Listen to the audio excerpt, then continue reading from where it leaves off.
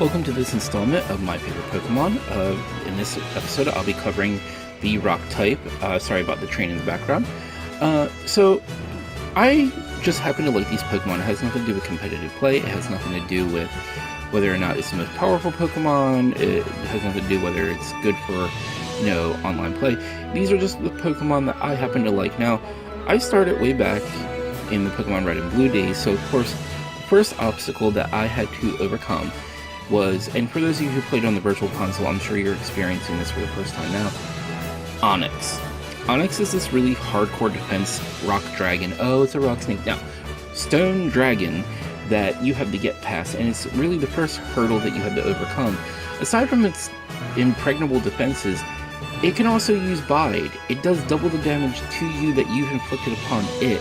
So just when you have it down to that slither of health, yeah, it's going to hurt you very badly. In fact, it can be very disheartening because it might take out your star Pokemon, and then you'll have to switch to something else that may not be able to get rid of that small slither just because Onyx is that, defense oriented.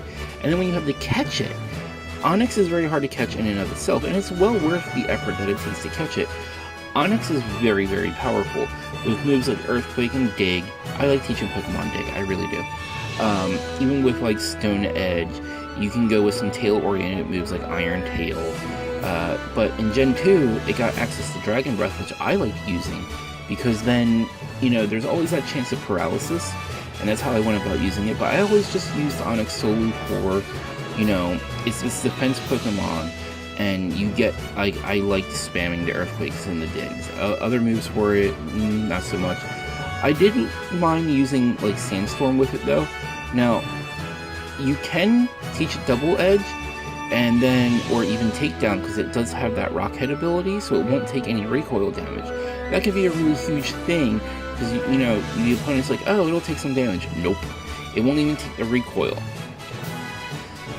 Now, the next Pokemon that I found to be the rock Pokemon that I like, mostly because I'd always hoped there'd be a day when its horn, which is a drill, would come into play, and finally it does. It gets Drill Run. And then, I'm talking about Rhydon, of course. Rhydon is amazing. It's one of the first Pokemon ever made, and yeah, it does have a pretty heavy move pool, but, so, when it evolves into Rhyperior, which is something that they added for Gen 4, which Rhydon wasn't really all that, weakened over time, but now it gets this new lease on life. Yeah, Rhyperior has access to the Hyper Beam for Rock-type Pokemon, Rock Wrecker. It can still do Earthquake, sure, but then there's Drill Run. I really like Drill Run. And, with a move like Thunder Punch, it's all the better, but, it has this, ability, Battle Armor, I believe, in which it takes half damage from super effective moves, so that is amazing in and of itself. It gets stronger and it gets more armor, and then it gets this overpowered move, this all-out attack, in which I like to imagine because it shows that it has holes in its hands, that it's just pulling this giant boulder, and then it uses the air pressure within its arms to fire off these giant boulders.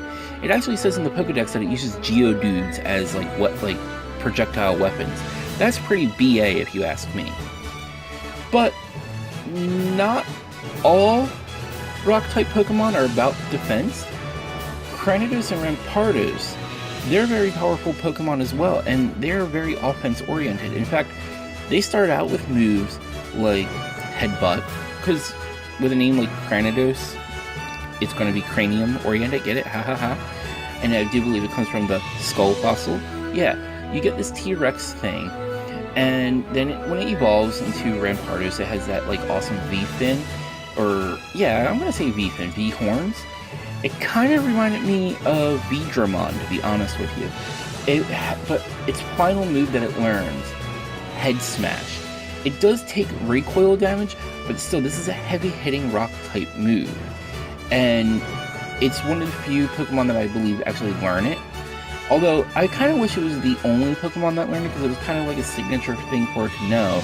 In fact, whenever we saw it in the anime, it was it would do that move, and it just seemed like it was its own unique move onto itself.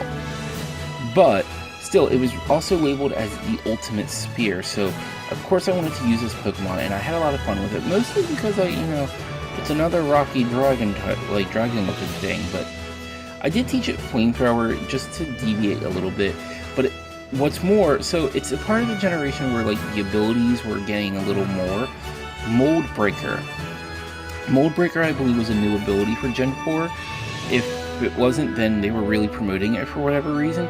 But Mold Breaker was an ability that Cranidos had, that if your opponent had an ability, it didn't matter to Cranidos. So Gengars, who in that generation had Levitate, could still be hit by Earthquake because Mold Breaker would allow it to go through.